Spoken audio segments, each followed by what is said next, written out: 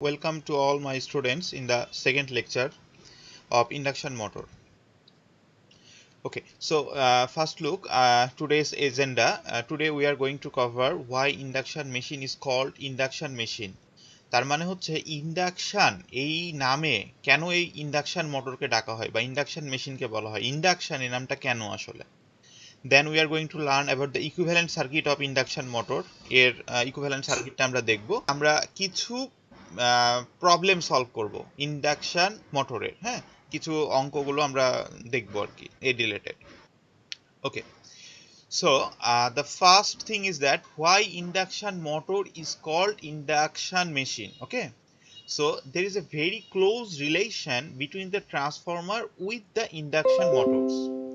Transformer এবং induction মোটরের সাথে একে অপরের সাথে খুবই ক্লোজ রিলেশন আছে in kind of principle of operation. Okay, যেমন ট্রান্সফরমারের কথা যদি আমরা চিন্তা করি, for the transformer we apply voltage to the primary winding and voltage is automatically generated at the secondary winding. And for the induction machine, suppose the induction motor, we apply voltage to the starter winding and voltage is automatically generated at the rotor winding. মানে ট্রান্সফরমারের আমরা প্রাইমারিতে ভোল্টেজটা input ভোল্টেজটা supply দিই, output ভোল্টেজটা সেকেন্ডারিতে সে কিন্তু automatic generate হয়ে যায়। আবার ইন্ডাকশন মোটরের ক্ষেত্রে কি হয় দেখো, আমরা ভোল্টেজটা সাপ্লাই দিচ্ছি কোথায়, স্টার্টরে, এবং ভোল্টেজটা উৎপন্ন হচ্ছে কোথায়, রোটরে। তার মানে এই যে ভোল্টেজটা স্টার্টরে সাপ্লাই দিচ্ছি, রোটরে উৎপন্ন হয়ে যাচ্ছে, এটা কিভাবে হচ্ছে, এটা হচ্ছে ইন্ডাকশন প্রসেসে, অ্যাজ লাইক অ্যাজ ট্রান্সফরমার। ট্রান্সফরমারেও ঠিক এই ইন্ডাকশন প্রিন্সিপল ফলো করেই সেকেন্ডারিতে ভোল্টেজটা উৎপন্ন হয়। সিমিলারলি ইন্ডাকশন মোটরের ক্ষেত্রেও রোটরে ভোল্টেজটা উৎপন্ন হয় ইন্ডাকশন এই প্রিন্সিপলটা ফলো করে, যার ফলে এই মেশিনটাকে কি বলা হয়, এই মেশিনটাকে বলা হয় induction machine. That is induction motor বা ইন্ডাকশন জেনারেটর, এটাকে বলা হয় ইন্ডাকশন মেশিন। এই ট্রান্সফরমার এবং ইন্ডাকশন মোটরের মধ্যে একটা ছোট্ট পার্থক্য আছে। For the case of transformer there is no any rotating part, মানে ট্রান্সফরমারে কোনো রোটেটিং পার্ট নাই, but for induction motor there is a rotating part. The rotor is the rotating part of the induction machines. Okay, I hope তোমরা clear যে এটাকে কেন induction motor বলা হয়, and this question is really very important for your examination. You need to elaborate all this. Okay, now look at the rotor frequency. আসলে ফ্রিকোয়েন্সিটা রোটরে কত হবে, বিষয় হচ্ছে ট্রান্সফরমারের ক্ষেত্রে কি ফ্রিকোয়েন্সি চেঞ্জ হয়। Suppose we have applied the 50 Hz signal to the input of the transformer, that is the primary section of the transformer. কখনোই না স্যার, ট্রান্সফরমারের হয় না, ফ্রিকোয়েন্সি হয় না sir. Right, transformer frequency change হয় না, because of why? Because there is no any rotating part present in the transformer. If we apply the 50 Hz at the input, we obtain at exactly the 50 Hz at the output, and there is no difference between the frequency of the primary winding to the secondary winding. But for the case of induction machine there is a frequency difference. We applied exactly the 50 Hz into the starter winding, but we obtained very lower than the 50 Hz into the rotor winding. And how much the frequency will induced at the rotor part, it will totally depend upon at what speed the rotor will rotate. মানে রোটরে ফ্রিকোয়েন্সিটা কি পরিমাণ উৎপন্ন হবে সেটা depend করবে রোটরটা কত জোরে ঘুরছে অথবা কত আস্তে ঘুরছে সেটার উপর ভিত্তি করে, এবং রোটরে কখনোই 50 হার্জ ফ্রিকোয়েন্সিটা জেনারেট হবে না, ফ্রিকোয়েন্সিটা কি হবে, অনেক কম জেনারেট হবে। ঠিক আছে, তো সেটা আমরা একটু ইকুয়েশনের মাধ্যমে বোঝার চেষ্টা করব। তো নর্মালি দেখো এই ইকুয়েশনটা, follow my mouse point, Fr is equals to Pn divided by 120. I hope you already know this equation. This is nothing but the equation of Ns is equals to 120 F divided by P. এখানে nটা কি, nটা বোঝাচ্ছে তোমার তোমার হচ্ছে slip speed nটা।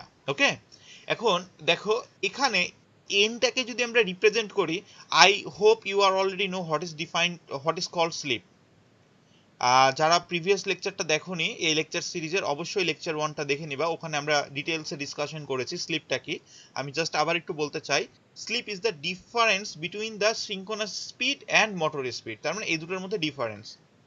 তাহলে আমরা n এর পরিবর্তে কি লিখলাম, ns মাইনাস nm। ক্লিয়ার?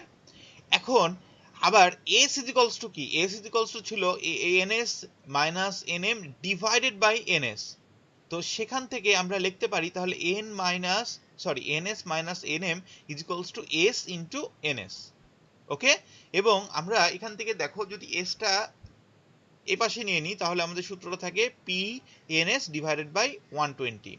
তার মানে এটাকে কনভার্ট করতে পারি s into fe তে। fe মানে কি বলতো? fe মানে ইলেকট্রিক্যাল ফ্রিকোয়েন্সি অথবা স্ট্যাটর ফ্রিকোয়েন্সি, আর fr টা এখানে হচ্ছে rotor frequency.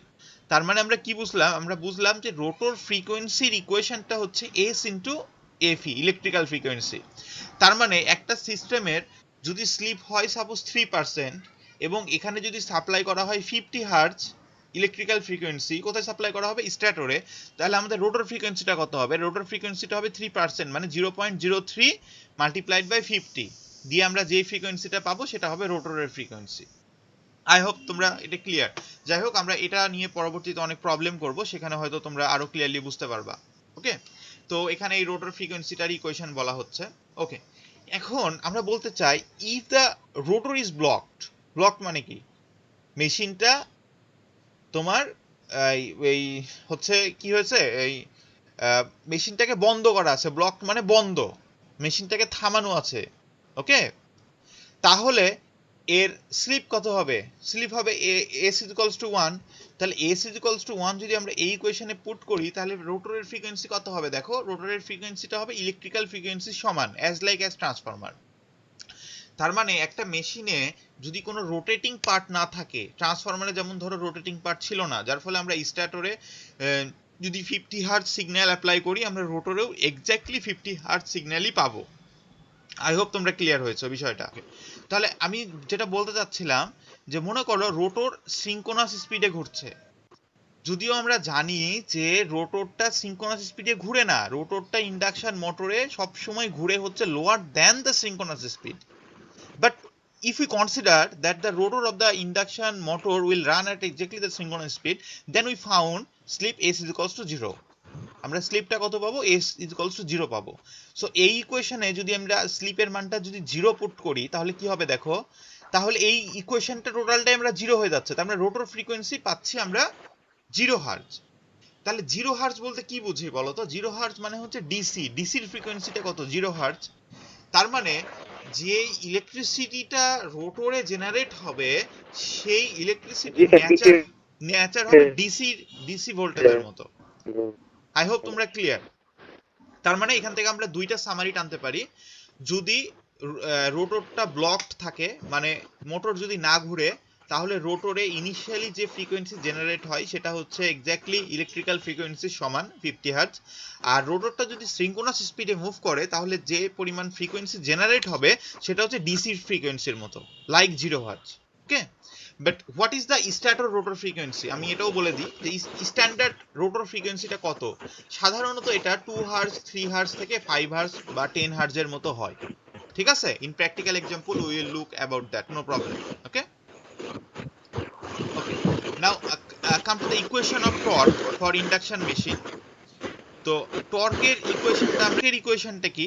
টর্কের equation tau is equals to output power divided by rotational speed of the motor. I hope you already know about this equation from the machine 1 lecture. Okay, or আমরা পাওয়ার সমান বলি কি? P সমান tau omega. This is also the very familiar equation. And what is the omega? Omega is the twice pi n divided by 60 radian per second. Okay, and this is also very easy.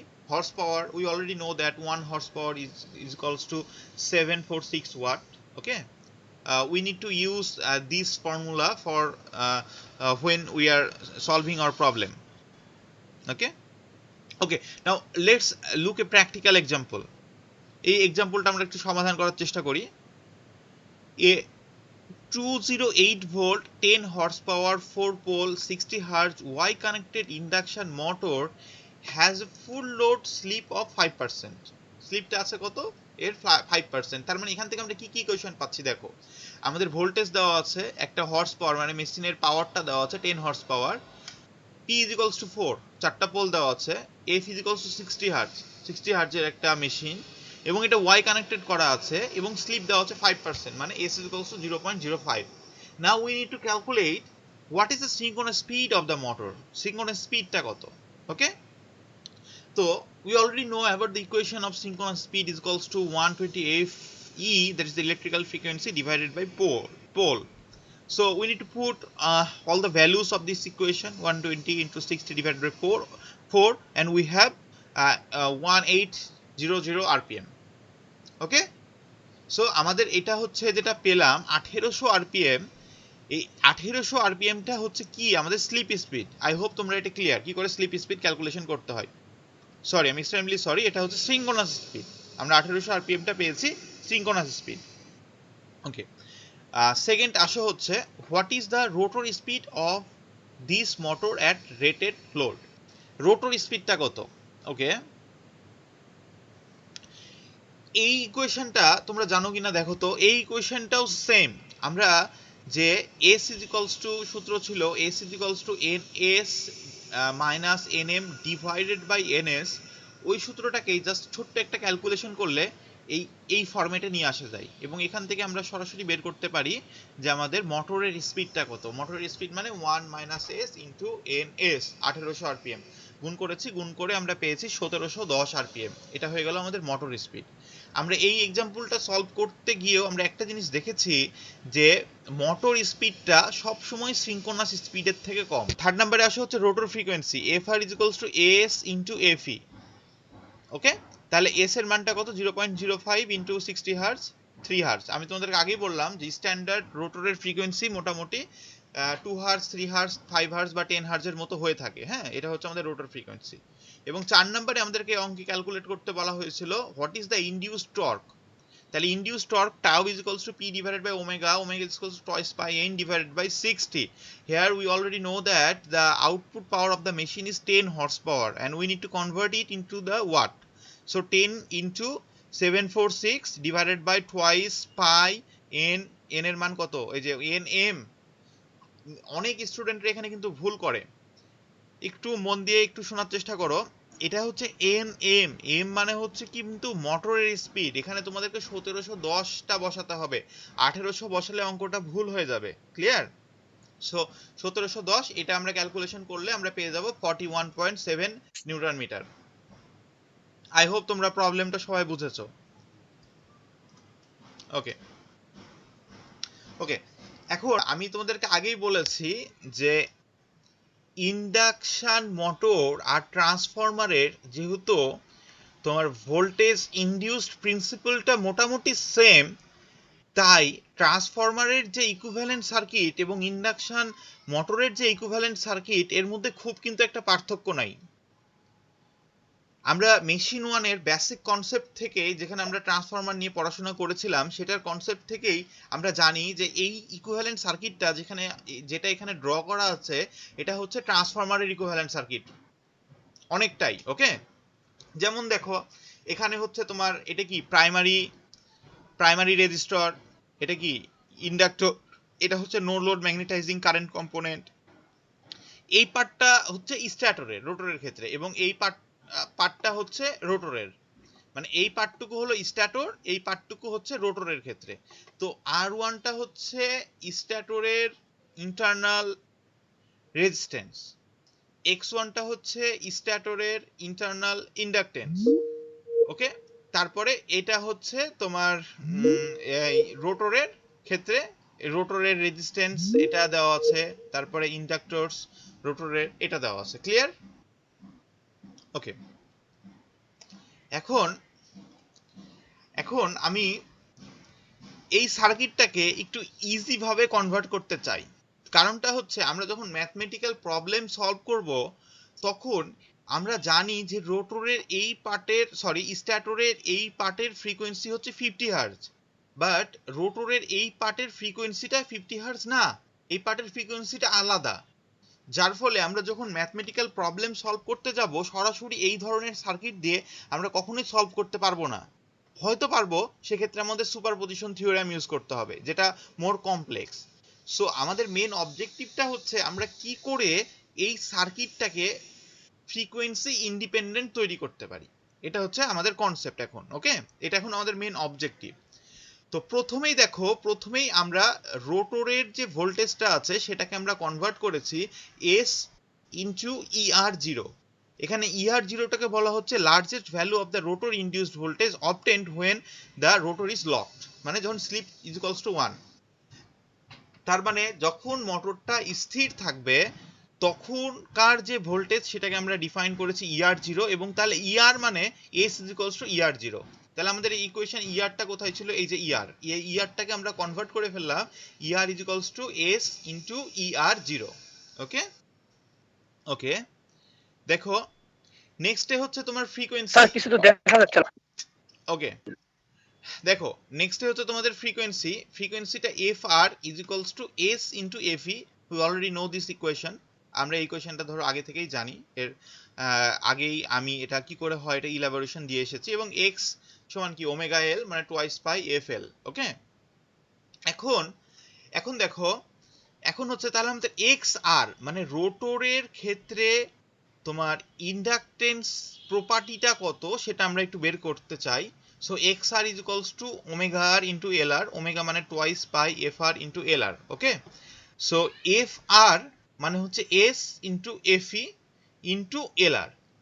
তো তাহলে এক্ষেত্রে আমরা যদি এসটা সামনে নিয়ে নিই, সামনে common নিয়ে নিই, তাহলে থাকলো twice pi FE into LR। এটার মানে থাকছে হচ্ছে XR জিরো। তার মানে XR এটার করসপন্ডিং রিপ্রেজেন্টেশন ভ্যালু হচ্ছে S XR zero. I hope যে তোমরা এটা ক্লিয়ার হয়েছো। এটাকে আমরা কি করলাম, আমরা রোটরের রিঅ্যাকটেন্সটাকে কনভার্ট করে নিলাম। এখন ফাইনালি তাহলে আমাদের ইকুয়েশনটা কি দাঁড়াচ্ছে দেখো তো, আমাদের ফাইনালি ইকুয়েশনটা দাঁড়াচ্ছে শুধুমাত্র রোটর পার্টটা। XR0 এটা কি আমরা ধরে নিলাম না, XR0 রোটর XR জিরোটা হচ্ছে তোমার রোটরের reactance when the rotor is block, মানে মেশিনটা যখন তোমার বন্ধ ছিল তখন রোটরের ইন্টারনাল রিঅ্যাকটেন্সটা আমরা ধরে নিয়েছি XR0। ক্লিয়ার? এবং XRটা আসলে XR0 বলতে বোঝাতে চাচ্ছি যে রোটরের এটা রিঅ্যাকটেন্স যখন রোটরটা ব্লকড কন্ডিশনে ছিল, মানে রোটরটা যখন স্থির ছিল, মেশিনটা স্টার্ট করা হয়নি, সেক্ষেত্রে তোমার রোটরের রিঅ্যাকটেন্সটা হচ্ছে XR0। কি ক্লিয়ার? ওকে, তাহলে দেখো এখন আমরা রোটর পার্টটাকে তাহলে আমরা কিভাবে কনভার্ট করতে পারি। রোটর পার্টটাকে আমরা কনভার্ট করতে পারি ER সমান S ইন্টু ER0, এটা আমরা বের করেছি। তাহলে XRটাকে আমরা রিপ্রেজেন্ট করতে পারি S ইন্টু XR0, এবং RR তো থেকেই গেল রোটর রিঅ্যাকটেন্স। এখন আমরা এর মধ্যে দিয়ে ধরো যদি আমরা এরকম একটা ইকুয়েশন বের করতে চাই যে কারেন্ট রোটরের মধ্যে কি পরিমাণ কারেন্ট ফ্লো হচ্ছে, I সমান কি V divided by R। So এখানে ভিটা হচ্ছে কি ER divided by RR plus যে XR। ক্লিয়ার? সো এই ক্ষেত্রে এই ভ্যালুগুলো আমরা বসিয়ে দিয়েছি, এবং এখান থেকে আরেকটু সিম্পলিফাইড মুডে আমরা কনভার্ট করতে পারি এসটাকে উভয় পক্ষ থেকে কমন নিয়ে, সেটা করতে পারি RR divided by S। I hope তোমরা এই ইকুয়েশনটা বুঝেছো। IR সমান ER0 divided by RR divided by S plus যে XR0। তার মানে আমরা এই ইকুয়েশনটা যদি একটু ফিগারে প্লট করার চেষ্টা করি তাহলে ফিগারটা কেমন হয় একটু দেখো। ফিগারটা হয় এরকমটা দেখতে। তার মানে আমরা এই কম্পোনেন্টটাকে ফ্রিকোয়েন্সি ফ্রি করে দিয়েছি, এই কম্পোনেন্টটাকেও আমরা ফ্রিকোয়েন্সি ফ্রি করে দিয়েছি। তাহলে ফ্রিকোয়েন্সি এখন থাকছে কোথায়, শুধুমাত্র লোড পোর্শনে। এখন আমরা কিন্তু এই প্রবলেমটাকে ইজিলি হ্যান্ডেল করতে পারবো। দেখো আমরা এই দুটাকে একসাথে কাপলিং করে দিয়েছি, একই সাথে লাগিয়ে ফেলেছি, এবং আমরা এই শুধুমাত্র লোড পার্টে ফ্রিকোয়েন্সির ইফেক্টটাকে রেখেছি, বাদ বাকি এই পার্টগুলোতে কোনো ফ্রিকোয়েন্সির ইফেক্ট নেই। ওকে, অ্যাজ লাইক অ্যাজ ট্রান্সফরমার। এবং এটাকে আরো সিম্পলিফাইড করা সম্ভব, আমরা আরো সিম্পলিফাইড এবং অ্যাজ ইকুইভ্যালেন্ট সার্কিট অফ ট্রান্সফরমারের মতো করা সম্ভব। জাস্ট এখানে আগের যেটা ছিল R2 ডিভাইডেড বাই S, সেটাকে আমরা দুইটা পার্টে ভাগ করেছি, একটা হচ্ছে R2 আর আরেকটা হচ্ছে R2 1 minus S divided by S। I hope তোমরা এটা ক্লিয়ারলি বুঝেছো। এটা এই পার্টটা এবং এই পার্টটা আমরা যদি যোগ করি তাহলে আমরা এটাই পাবো, R2 ডিভাইডেড বাই S, আমরা এই কম্পোনেন্টটাই পাবো।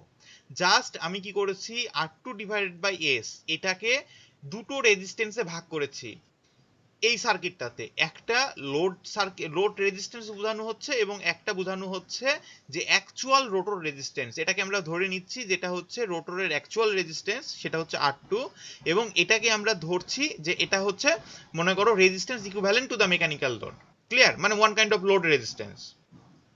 তার মানে এই সার্কিটে আসলে কি থাকলো? এই সার্কিটে থাকলো stator resistance, stator inductance, no load magnetising current, rotor তোমার ইন্ডাকটেন্স, রোটর রেজিস্ট্যান্স এবং রোটরের সাথে হচ্ছে একটা লোড, যেটা অ্যাজ লাইক অ্যাজ ট্রান্সফরমারের যেরকম ইকুইভ্যালেন্ট সার্কিট, সেম ইকুইভ্যালেন্ট সার্কিটটা আমরা ইন্ডাকশন মেশিনেও একইভাবে কনভার্ট করে ফেলেছি, যেন পরবর্তীতে আমরা এই ইকুইভ্যালেন্ট সার্কিট দিয়ে ম্যাথমেটিক্যাল প্রবলেমগুলো সলভ করতে পারি। আই হোপ তোমরা সবাই ক্লিয়ার হয়েছো এই বিষয়টা। ওকে ওকে, সো নেক্সট লেকচারে আমরা দেখব হচ্ছে যে ইন্ডাকশন মোটরে কি ধরনের লস হয়। ঠিক আছে, বিভিন্ন ধরনের লস নিয়ে আমরা কথাবার্তা বলবো। আমরা পাওয়ার ফ্লো ডায়াগ্রাম দেখব যে ইন্ডাকশন মেশিনে কি করে পাওয়ারটা ফ্লো হচ্ছে, স্ট্যাটর থেকে রোটর, হ্যাঁ, কিভাবে পাওয়ারটা ফ্লো হয় প্রতিটা স্টেজ বাই স্টেজ, সেটা দেখব। এবং আমরা এই রিলেটেড কিছু ম্যাথমেটিক্যাল প্রবলেম সলভ করব। So next